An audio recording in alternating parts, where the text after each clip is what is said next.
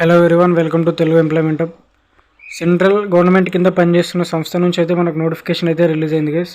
ఇది మనకు CSIR national institute of ఓషియోనోగ్రఫీ నుంచి అయితే మనకి నోటిఫికేషన్ అయితే రిలీజ్ అవ్వడం జరిగిందనమాట. ఇది మనకు దోనాపౌలా గోవా నుంచి అయితే మనకి నోటిఫికేషన్ అయితే రావడం జరిగింది.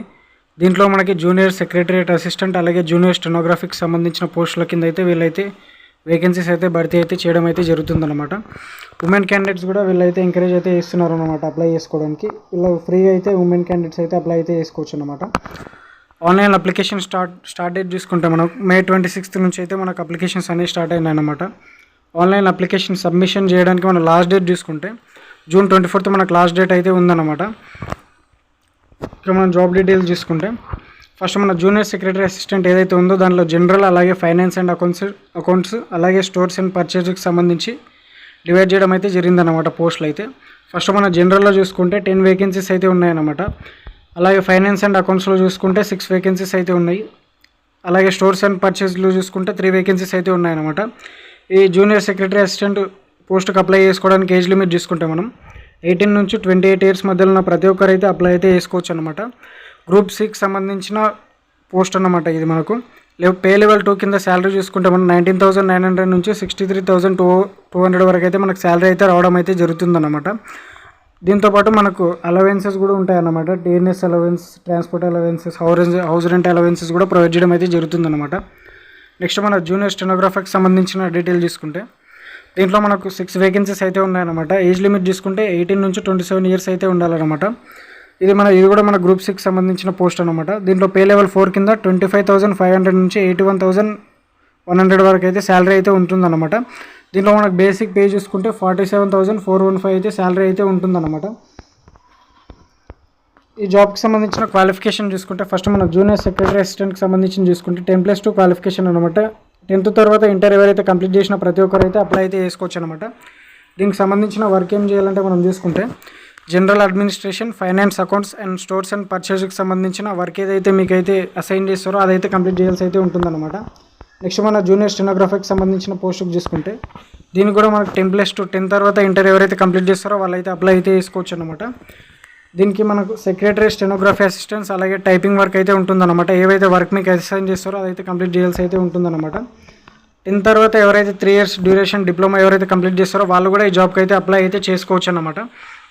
ఈ జాబ్కి సంబంధించి అప్లికేషన్ చేసుకోవడానికి అప్లికేషన్ ఫీజు చూసుకుంటే మనం జనరల్, ఓబీసీ, ఈడబ్ల్యూఎస్ క్యాండిడేట్స్ ఎవరైతే ఉంటారో వాళ్ళకి 500 రూపీస్ అప్లికేషన్ ఫీ అయితే ఉందన్నమాట. Women, SC, ST, PWBD, ex servicemen candidates ఎవరైతే ఉంటారో వాళ్ళకి ఎటువంటి ఫీ అయితే లేదనమాట. ఉమెన్ అంటే ఏ క్యాస్ట్ వల్ల అయినా పర్లేదు, ఉమెన్కి ఎటువంటి ఫీ అయితే లేదనమాట. మీరు ఏ క్యాస్ట్ అయినా ఫ్రీగా అయితే అప్లై అయితే చేసుకోవచ్చు అనమాట. ఆన్లైన్ ద్వారా పేమెంట్ అయితే చేయాల్సి అయితే ఉంటుందన్నమాట. మినిమం ఈ జాబ్కి అప్లై చేసుకోవడానికి మినిమం ఏజ్ లిమిట్ చూసుకుంటే మనకి 18 ఇయర్స్ అయితే ఉందన్నమాట. 18 ఇయర్స్ మినిమం ఏజ్ అయితే పెట్టడం అయితే జరిగిందనమాట. ఈ జాబ్కి సంబంధించిన సిలబస్ అలాగే ఎగ్జామినేషన్ ప్యాటర్న్ మనం చూసుకుంటే ఫస్ట్ మన జూనియర్ సెక్రటరీ అసిస్టెంట్కి సంబంధించిన ఎగ్జామినేషన్ మోడ్ అయితే చూసుకుందాం. దీంట్లో మనకు కంప్యూటర్ రిటన్ టెస్ట్ అయితే ఉంటుందన్నమాట. ఆబ్జెక్టివ్ టైప్ అయితే దీంట్లో మనకి 2 పేపర్స్ అయితే ఉంటుందన్నమాట. Paper 1 and paper 2. ఫస్ట్ మనకు ఆన్లైన్లో అయితే 3 అయితే ఎగ్జామ్ అయితే ఉంటుందన్నమాట. Computer base online multiple choice questions అయితే ఉంటాయన్నమాట. ఈ క్వశ్చన్స్ ఏవైతే ఉన్నాయో అవి బోత్ ఇంగ్లీష్ అండ్ హిందీ లాంగ్వేజెస్లో అయితే ఉంటుంది. 10+2 స్టాండర్డ్లో ఎగ్జామ్ అయితే ఉంటుందన్నమాట. టోటల్ దీంట్లో 200 క్వశ్చన్స్ అయితే ఉంటాయి. టైం చూసుకుంటే మనం 2 hours 30 minutes అయితే టైం అయితే ఉంటుందన్నమాట. పీడబ్ల్యూబీడీ క్యాండిడేట్స్ ఎవరైతే ఉంటారో వాళ్ళకు 3 hours 20 minutes అయితే టైం అయితే ఇవ్వడం అయితే జరిగిందనమాట. దీంట్లో మనకి పేపర్ 1 చూసుకుంటే పేపర్ 1లో మనకి 90 minutes అయితే టైం అయితే ఉంటుంది. సబ్జెక్ట్ చూసుకుంటే మెంటల్ ఎబిలిటీ టెస్ట్ అనమాట. 100 questions ఉంటాయి, 200 marks. ఈచ్ రైట్ ఆన్సర్కి 2 marks అయితే ఉంటుందన్నమాట. ఎటువంటి నెగిటివ్ మార్క్స్ అనేవి ఉండవు. దీంట్లో టాపిక్ చూసుకుంటే general intelligence, quantitative aptitude, reasoning, problem solving, situational జడ్జిమెంట్కి సంబంధించిన టాపిక్స్ అయితే ఉంటాయన్నమాట. పేపర్ 2లో మనకి 1 hour అయితే టైం అయితే ఉంటుంది. జనరల్ అవేర్నెస్లో 50 questions, ఇంగ్లీష్లో 50 questions అయితే ఉంటాయన్నమాట.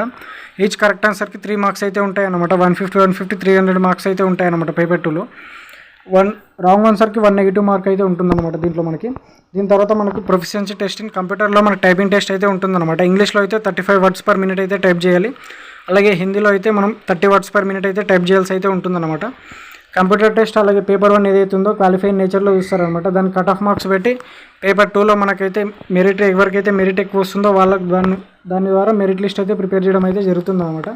నెక్స్ట్ మనం జూనియర్ స్టెనోగ్రాఫర్కి సంబంధించిన పోస్ట్కి సంబంధించిన ఎగ్జామినేషన్ డీటెయిల్ చూసుకుంటే దీంట్లో మనకు ఒకటే పేపర్ ఎగ్జామ్ అయితే ఉంటుందన్నమాట. ఇది మనకు online OMR based multiple choice questions అయితే ఉంటాయన్నమాట. మోడ్ ఆఫ్ క్వశ్చన్స్ చూసుకుంటే మనకు బోత్ ఇంగ్లీష్ అండ్ హిందీ లాంగ్వేజెస్లో క్వశ్చన్స్ అయితే రావడం అయితే జరుగుతుంది. ఎగ్జామ్ స్టాండర్డ్ మనకు 10+2 స్టాండర్డ్ అయితే ఉంటుంది అన్నమాట. టోటల్ 200 క్వశ్చన్స్, 2 అవర్స్ అయితే టైం అయితే ఉంటుంది. పీడబ్ల్యూబీఐడి క్యాండిడేట్స్ ఎవరైతే ఉంటారో వాళ్ళకి 2 hours 40 minutes అయితే టైం అయితే ఇవ్వడం అయితే జరుగుతుంది అనమాట. దీంట్లో ఒకటే పేపర్, సింగిల్ పేపర్ ఎగ్జామ్ అయితే ఉంటుందన్నమాట. 3 parts అయితే ఉంటాయి. ఫస్ట్ పార్ట్ వచ్చేసి మనకు జనరల్ ఇంటెలిజెన్స్ అండ్ రీజనింగ్కి సంబంధించిన టాపిక్స్ అయితే ఉంటాయన్నమాట. 50 questions 50 marks అయితే ఉంటాయన్నమాట. నెగిటివ్ మార్క్ చూసుకుంటే మనకు 0.25 అయితే 1/4 అయితే నెగిటివ్ మార్క్ అయితే ఇవ్వడం అయితే జరిగింది. 4 రాంగ్ ఆన్సర్లు పెడితే 1 మార్క్ అయితే పోతుందన్నమాట. సెకండ్ మనకు జనరల్ అవేర్నెస్ 50 questions 50 marks, అలాగే ఇంగ్లీష్ లాంగ్వేజ్ అండ్ కంప్రెషన్కి సంబంధించి 100 questions 100 marks అయితే ఇవ్వడం అయితే ఉంటాయన్నమాట దీంట్లో మనకి. దీని తర్వాత స్టెనోగ్రఫీకి సంబంధించిన ప్రొఫెషనల్ డిక్టేషన్ టెస్ట్ అయితే పెట్టడం అయితే జరుగుతుందన్నమాట.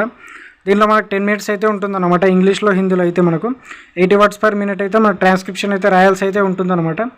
ఈ స్కిల్ టెస్ట్కి సంబంధించి హిందీ ఇంగ్లీష్లో మనకు టైం, అలాగే టైం క్యాండిడేట్స్కి ఎలిజిబుల్ స్క్రైబ్ అనే టైం అయితే ఇక్కడ ఇవ్వడం అయితే జరిగిందన్నమాట. ఇక్కడ మీరు చూసుకోవచ్చు. ఈ దానికి సంబంధించిన మెరిట్ లిస్ట్ ప్రిపరేషన్ చూసుకుంటే ప్రొఫిషియన్సీ టెస్ట్ ఏదైతే ఉంటుందో అదైతే మన క్వాలిఫై నేచర్లో చూస్తారనమాట. రెండు ఎవరైతే క్వాలిఫై అవుతారో దాన్ని బట్టి వచ్చిన మార్క్స్ని బట్టి మెరిట్ లిస్ట్ అయితే ప్రిపేర్ అయితే చేయడం అయితే జరుగుతుందన్నమాట. ఈ జాబ్కి సంబంధించిన అప్లికేషన్ చేసుకోవడానికి అప్లై లింక్ నేను కామెంట్ బాక్స్లో అయితే ఇస్తాను. అక్కడ మీరైతే క్లిక్ చేయగానే మీకు వెబ్సైట్ అయితే ఓపెన్ అవుతుంది. ఈ జాబ్కి సంబంధించి అప్లికేషన్ చేసుకోవడానికి అప్లై లింక్ అయితే నేను కామెంట్ బాక్స్లో అయితే ఇస్తాను. అక్కడ నుంచి మీరు క్లిక్ చేయగానే డైరెక్ట్ మీకు ఇలా వెబ్సైట్ అయితే ఓపెన్ అవుతుంది. వీళ్ళకి సంబంధించిన ఆఫిషియల్ వెబ్సైట్ అయితే కొంచెం కిందికి స్క్రోల్ చేయగానే ఇక్కడ క్లిక్ టు అప్లై అనే ఆప్షన్ అనిపిస్తుంది. దీనిపైన అయితే క్లిక్ చేయగానే మీకు అప్లికేషన్ తీసుకోవడానికి పేజ్ అయితే ఓపెన్ అవుతుంది అనమాట. మీ డాక్యుమెంట్స్, సిగ్నేచర్, అలాగే మీకు కావాల్సిన డాక్యుమెంట్స్ ఏవైతే ఉంటాయో అవన్నీ అప్లోడ్ చేసి పేమెంట్ అయితే వేసేసి మీరైతే అప్లికేషన్ అయితే కంప్లీట్ చేసుకోవాల్సి అయితే ఉంటుందన్నమాట. మీ ఫ్రెండ్స్ అండ్ ఫ్యామిలీ మెంబర్స్కి ఎవరికైనా ఇంట్రెస్ట్ ఉన్న వాళ్ళకైతే తప్పకుండా ఇటువంటి యూస్ఫుల్ ఇన్ఫర్మేషన్ అలాగే మీకు తెలిసిన వాట్సాప్ గ్రూపుల్లో అయితే తప్పకుండా అయితే షేర్ చేయండి. Thank you for watching this video.